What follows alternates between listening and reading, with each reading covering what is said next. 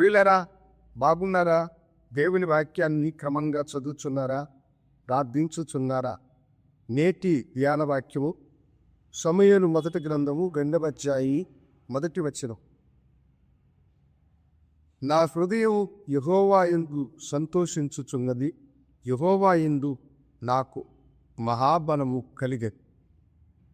సమూయేలు తల్లి అయిన హన్నా చెప్పుచున్న మాటలు ఇవి. నా హృదయం దేవుని యందు సంతోషించుచున్నది, దేవుని యందు నాకు మహాబలం కలిగెనిది అని అంటున్నది. ఆమె ఈ లోకములో బొట్రాలన్న ముద్రతో అనేక దినాలు తనలో తాను క్షీణించిపోయి ఎలాంటి సంతోషము ఆనందకు లేనటువంటి స్త్రీగా ఆమె కనపడింది. ఆమె వైరి అయినటువంటి పెనీనా ఆమెను ఎంతోగాను మాటల చేత హింసించి, అన్న దేవుని యందు నమ్మకముంచి దేవుని సన్నిధికి వెళ్ళి ప్రార్థించినప్పుడు దేవుడు ఆమెకు వాగ్దానం వచ్చి చక్కని కుమారుణ్ణి అనుగ్రహించినాడు.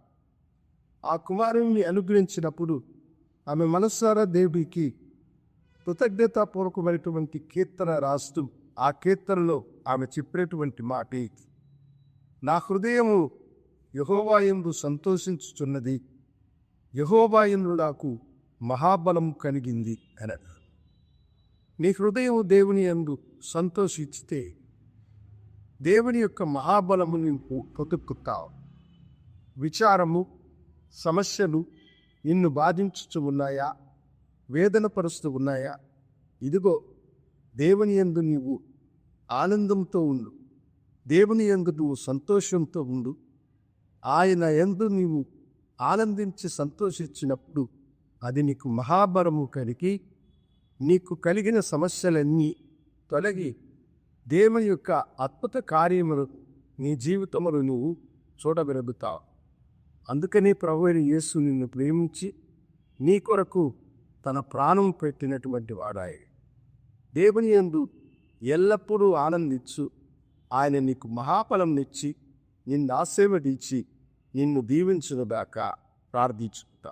గనుడా నీకు వందరా, నీ బిడ్డలు నిన్ను బలపరిచి మహిమపరిచేట వారి మహా ఆనందమును అనుకోవచ్చు, వారికి పరమును అనుగ్రహించుకోండి. యేసు నామమున అనేటువంటి తండ్రి, ఆమేన్. శుభోదయం. ప్రభు మిమ్మల్ని దీవించుగాక.